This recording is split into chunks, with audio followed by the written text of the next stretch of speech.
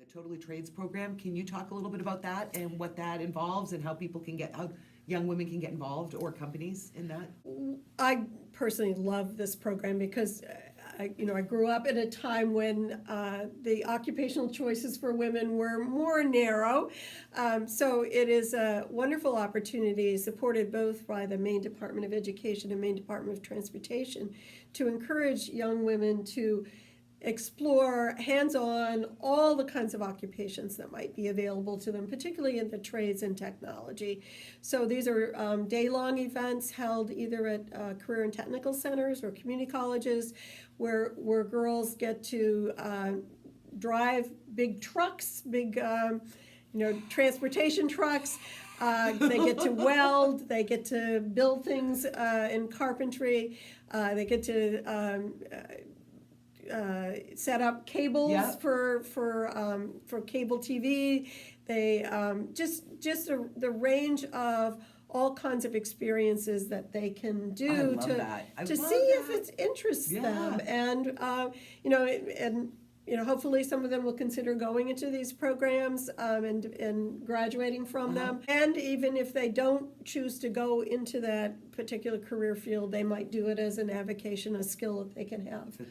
They can utilize. So we'll be offering 7 conferences this year around the state, and again, many partners who contribute to that, and many employers who, as well as instructors at the CTEs and the community colleges, contribute their time to encourage girls to explore, really. We talked a little bit before about if an employer or if somebody wants to get involved with this program, you have a company, you're hoping to attract some young people, some young women into it. I know that things are changing. Companies are starting to lose people out of the workforce to retirement. We're the oldest state. We got to change that. Yes.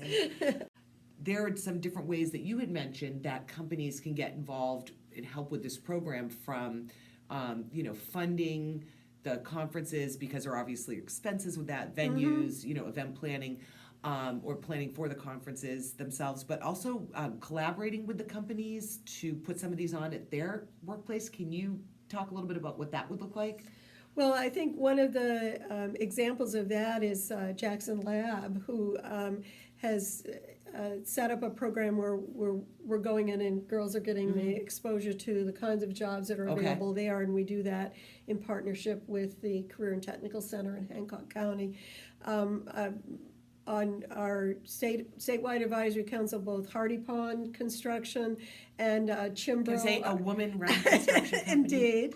And Chimbro is another sponsor of our conferences, as well as many other employers. So we encourage other employers who are looking for good employees to join us in this effort. If you're a company and you're looking to perhaps host some middle school and high school girls in to learn the trade that your company does, whether it's manufacturing, and we're looking in this case for trades, businesses sort of hands-on, that's something that it doesn't cost any money, and they could use some help with that.